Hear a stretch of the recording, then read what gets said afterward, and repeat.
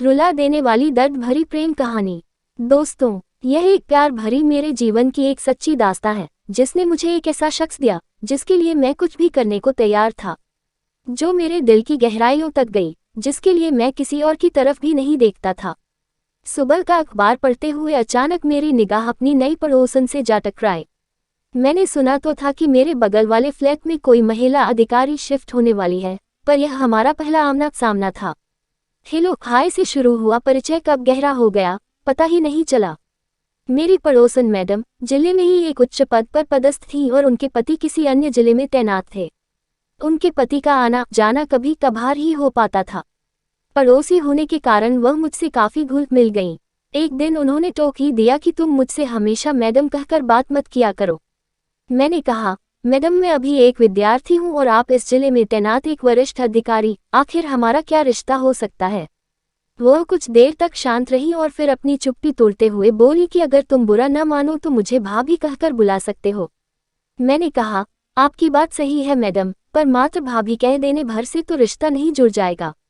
वैसे भी यह बड़ा नाजुक व प्यार भरा रिश्ता है, इस रिश्ते को निभा पाएंगी आप। उन्होंने अपनी आंखें ऊपर उठाए और मेरी आंखों में आंखें डालकर बोली, यह जरूरी तो नहीं कि हर रिश्ता खून से ही बनता हो। रिश्तों की परिभाषा अपनापन, स्नेह और प्यार में छुपी हुई है और अगर हम एक दूसरे को समझ सके तो ये रिश्ता हम भी आसानी से निभा सकते हैं। उस दिन के बाद से हम मुन्हा बोले देवर भाभी के रिश्ते में बंध गए। एक दिन सुबह सुबह उन्होंने मेरे दरवाजे पर दस्तक दी। गुड मॉर्निंग जनाब। विद्यार्थी जीवन में घोड़े बेचकर सोना अच्छी बात नहीं है। अच्छे विद्यार्थियों की तरह अपने करियर पर ध्यान दीजिए और पढ़ाई लिखाई में जुट जाए। इससे पहले कि मैं कुछ कहता, एक अपरिचित पर मधुर सी आवाज मेरे कानों से टकराई। नमस्ते अंकल, मेरा नाम प्रिया है और मैं कक्षा 11 में पढ़ती हूँ। मैं आपकी भाभी की इकलौती प्यारी बिटिया रानी हूँ और अब यहीं पर रहकर आगे की पढ़ाई करूँगी। अच्छा भाभी, तो आपने इन्हें हमारे बारे में पहले से ही बता रखा है। चलिए अच्छा हुआ, अब हमें परिचय देने की जरूरत नहीं पड़ेगी। तो ठीक है, हाथ मिलाए और आज से हम दोस्त हुए। अच्छा अंकल, अब आप बताएं कि कैडबरी चॉकलेट पसंद है ना आपको। हाँ हाँ, क्यों नहीं, तो फिर शाम को आप कैडबरी चॉकलेट लेकर आइएगा।